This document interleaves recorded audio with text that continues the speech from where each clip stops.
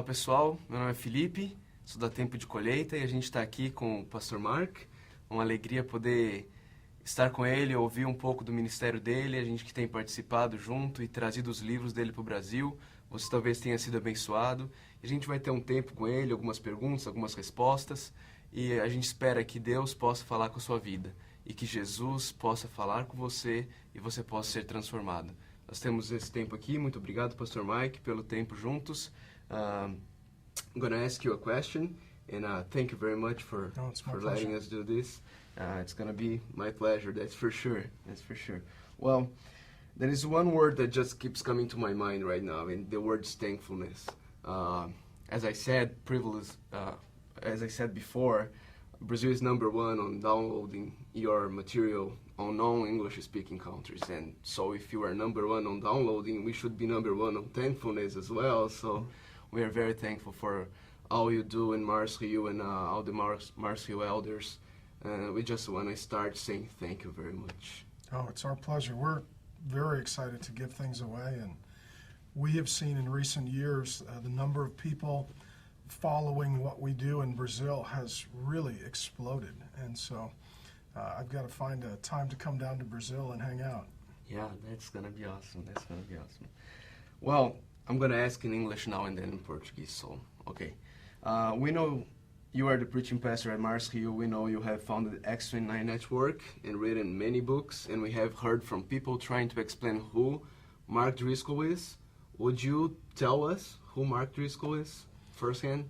Yeah, I'll give you my backstory. I was born in 1970 in the U.S., small state called North Dakota. It's the middle of nowhere, just south of Canada.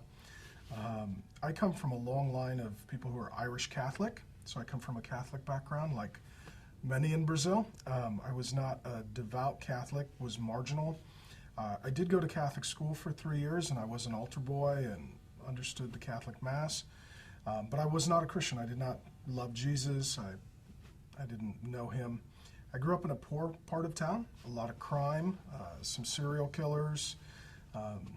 Sounds a bit like the rougher neighborhoods in Rio or something like that. Mm-hmm. Probably not that bad, but a lot of poverty, a lot of violence, a lot of open prostitution, and some serial killing. My dad was a construction worker. We were working class poor. And I was a pretty good kid. I didn't do drugs. I didn't drink. I didn't struggle or suffer in school. I did a good job in school. And I just thought I was kind of a good moral person. And then at 17, I met a gal who was a pastor's daughter. She was kind of my first Christian friend, and I really liked her a lot. Went off to college at the age of 19, first person in my family to go to college. And most of the men in my family historically, real problems with alcoholism and violence. Most of the men on my father's side were alcoholics. I have some cousins my age who are in prison right now for beating women and doing violent things. And so my family background is pretty rough. And so I met this gal, and I got a college scholarship and went to school. And at the age of 19, I got saved reading the Bible, became a Christian. And then God spoke to me, said to marry that girl, Grace, plant churches, train men, and preach the Bible. So I got into a really good church where I was loved and I was taught the Bible. So Grace and I got married at the age of 21 while still in college. And then we graduated at 22, moved back to Seattle, which was our hometown. And we started Mars Hill Church, so that was preaching the Bible like God said. And then we started Acts 29, which was planting churches. and then we started the Resurgence, which was training men. So that's kind of the four things I've been doing since God saved me when I was 19. I recently turned 40.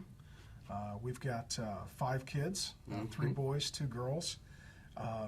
Grace and I have been together now, I guess it would be 22 years altogether, and married for 18 years, I guess it would be now. The church has grown to about 10,000. A lot of young people, a lot of men. A lot of single young men in their 20s who are the least likely to go to church. That tends to be who we really tend to attract. And so in Acts 29, there's about 400 churches just in the U.S., and we're planting internationally. And in the U.S. alone, we're planting now almost a church every other day, just in the U.S. And so things are moving very, very quickly. Part of the Acts 29 network includes, altogether over 100,000 people on Sundays, just in the U.S., plus 13 other nations. So everything just keeps going. And God has been really gracious to me. I'm kind of shocked by all of it, kind of overwhelmed by it sometimes. But I really love what I do. I really enjoy my wife. And just looking back at my family, that most of the men in my family history were alcoholics who beat their wives and died and went to hell. That I get a beautiful wife and 5 kids, and to teach the Bible and serve Jesus is amazing. It's wonderful. Yeah. Okay, it's great. So I'm thankful too. I'm thankful too. Yeah.